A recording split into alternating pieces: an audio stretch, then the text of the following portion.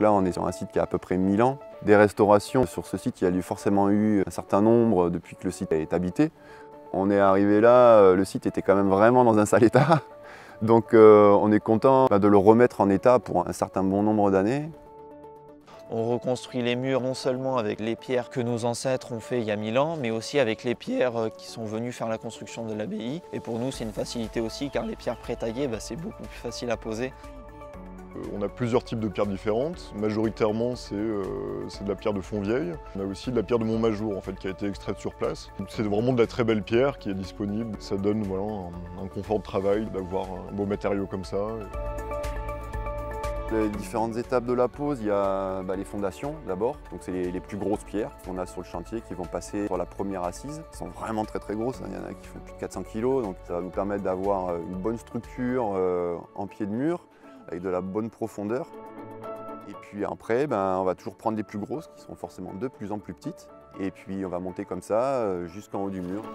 Il n'y a pas de perfection dans l'assemblage en pierre sèche. Il y a une méthode pour que les pierres soient stables.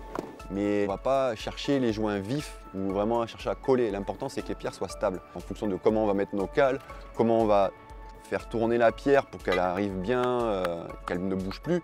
Voilà, c'est quelque chose qui devient vraiment instinctif au bout d'un moment.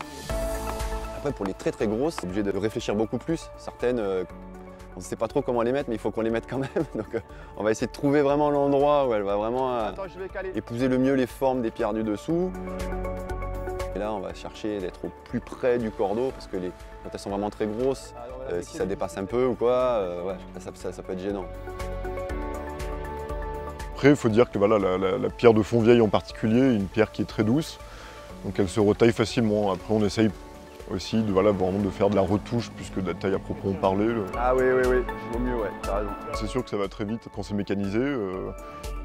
Je pense qu'on va gagner en solidité avec la mécanisation pour des gros modules en tout cas, parce qu'on peut vraiment les retravailler à la demande sans effort. Ouais, impeccable. Et quand on fait ça à la main, une grosse pierre qui n'est pas forcément à sa place, on y réfléchit à 3 fois avant de la rebouger. Quand c'est mécanisé, pour exemple, on a fait une brèche d'une vingtaine de mètres de long sur peut-être 2 mètres 20, 2 mètres 50 de haut en 2 semaines à 4. Donc jamais vu ça, c'est quand même assez spécial d'avoir ce rythme-là sans avoir l'impression non plus de se tuer à la tâche.